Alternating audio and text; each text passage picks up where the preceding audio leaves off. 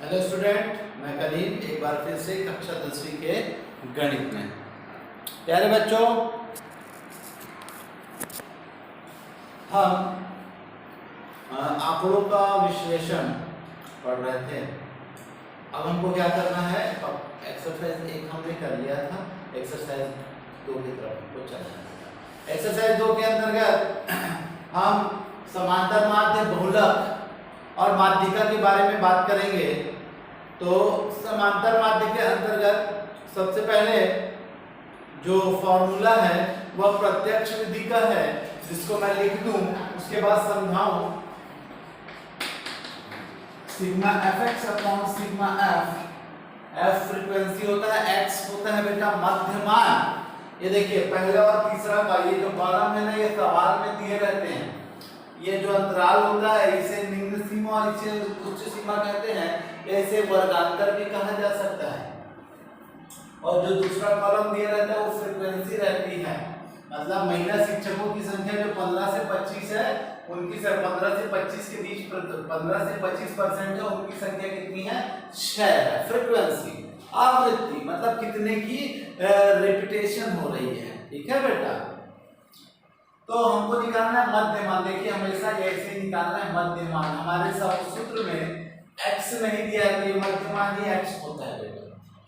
अब f और x का गुना कर देंगे तो fx हो जाएगा, और सभी का योग कर देंगे तो सिग्मा fx हो जाएगा, और सभी f का योग कर देंगे तो सिग्मा f हो जाएगा।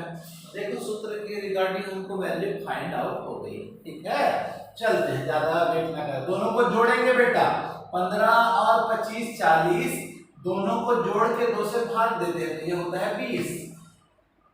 अब सभी में ना डिस्टेंस देख लेते हैं, हाइट कितनी है? तो हाइट है हमारी 10 की, तो सब में 10 10 जोड़ते हुए चलते हैं।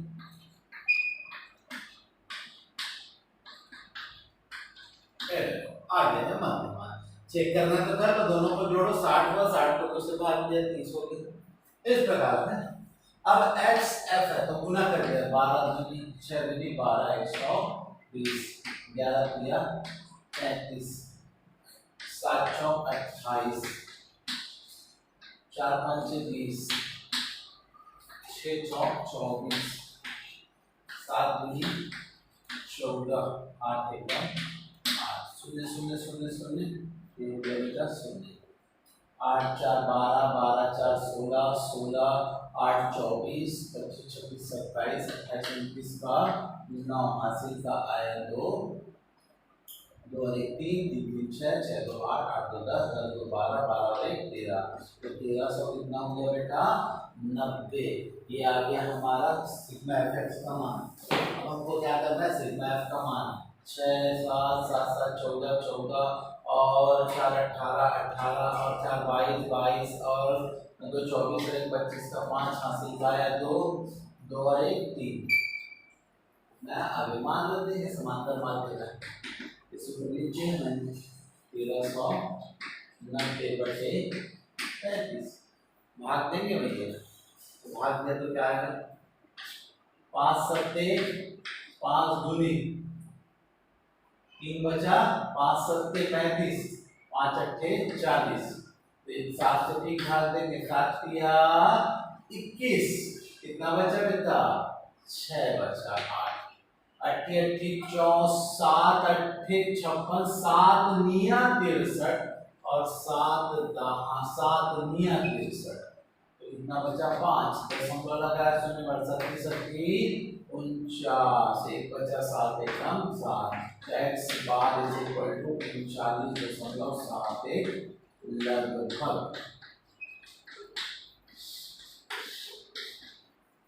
ये था बेटा आपका क्या? समांतर माध्य को हल करने का तरीका। देख लीजिए।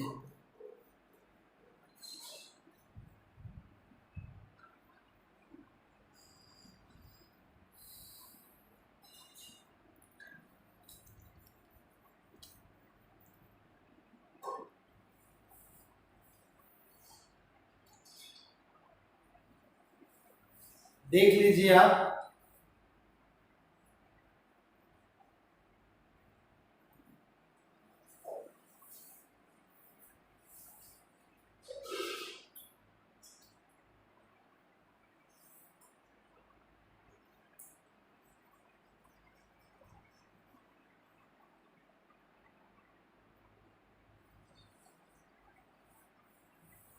चलिए हम चलते हैं अब माध्यिका की तरफ। माध्यिका का ये सूत्र दिखाई पड़ रहा है आपको, L plus N1 N/2 minus CF। CF का मतलब होता है संचयी आवृत्ति और बटे में F संचयी आवृत्ति की बारंबारता, और H का मतलब हाइट, जो पिछले सवाल में मैंने बताया था।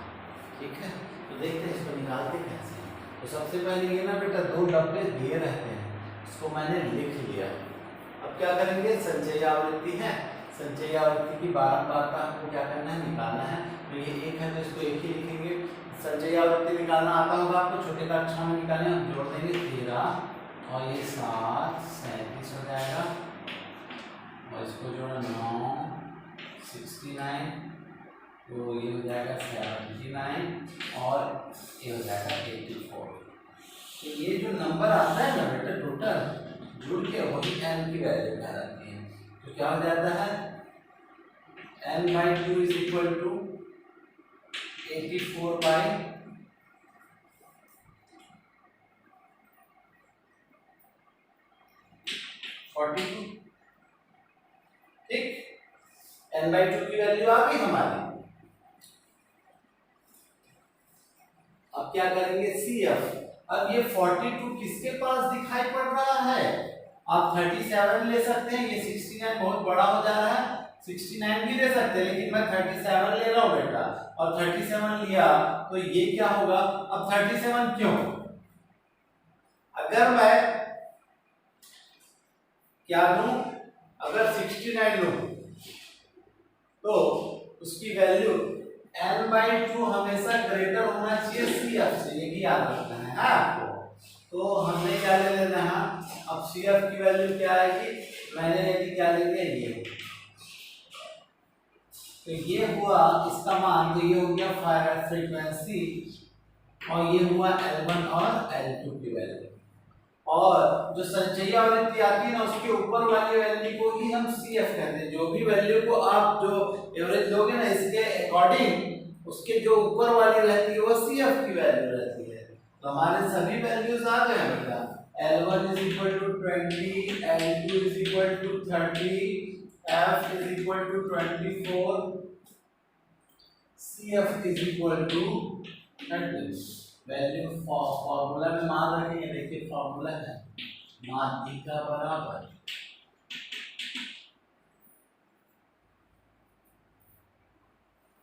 n/2 मतलब 42 माइनस CF का मान कितना है 30 बाई F की वैल्यू 24 इंटू H की वैल्यू कितनी होगी, ये दोनों ने H को माइनस कर दिया तो 30 माइनस 20 इज इक्वल टू 10। ये इसका जो डिस्टेंस होता है ना बेटा, जितना अंतराल होता है ना, उसे ही h कहते हैं। तो यहाँ पर h की वैल्यू लिख दिया, L है L1, ये L1, तो L1 की वैल्यू 20 है, मैंने क्या लिखा 20, तो हो गया 20 प्लस माइनस किया तो कितना आया 29, ये तो 10 था, इंटू 10 जा 134, 1 टाइम जा रहा है, देखिए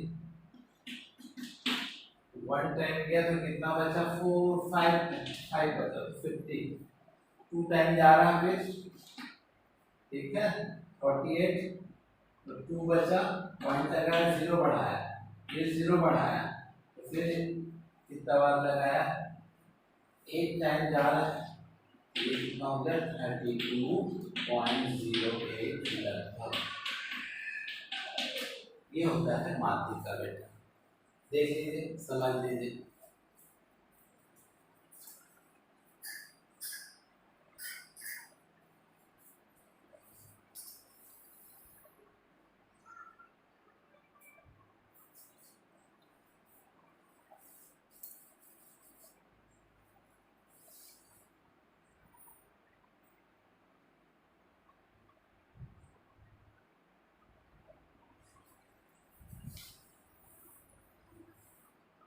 अब हम चलेंगे बहुलक की तरफ।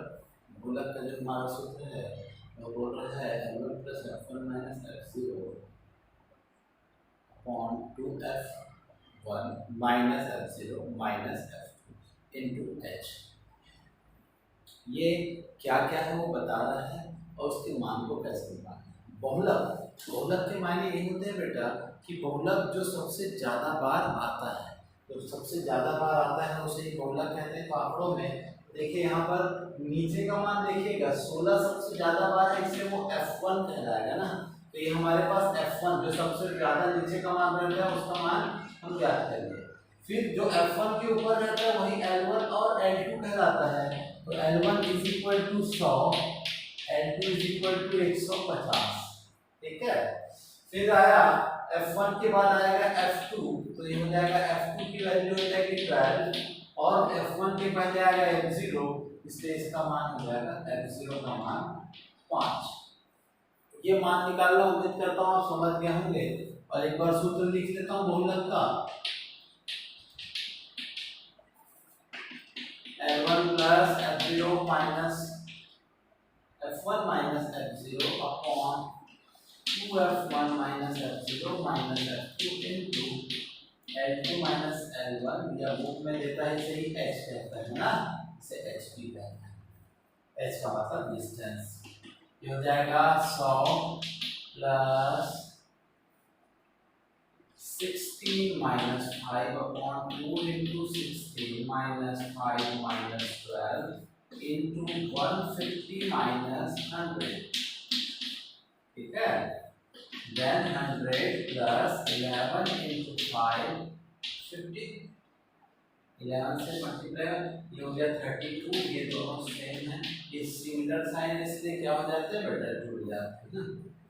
तो क्या हो गया 100 धन 550 बटे कितना 15, 15 किया 45, कितना बचा 10, शून्य को उतारे 100, 15 छक्के 90, 10 बचा 10.666।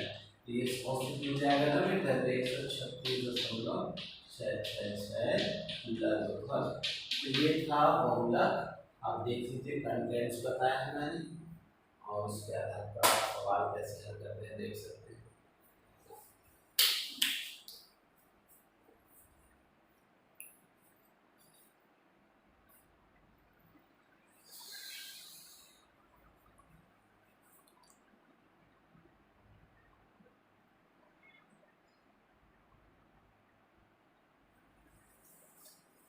तो ये था प्यारे बच्चों प्रश्नावली 2, जिसके 3 वैरायटी थी। मैंने तीनों वैरायटी को बताया है, समांतर माध्य, माध्यिका और बहुलक। उम्मीद करता हूँ समझ में आया होगा। ये चैप्टर इसी प्रकार से क्या होता है हमारा समाप्त होता है, देख लीजिए। फिर हम चलेंगे, तो आज इतना ही करेंगे। मैं विदा लेता हूँ आपसे, धन्यवाद।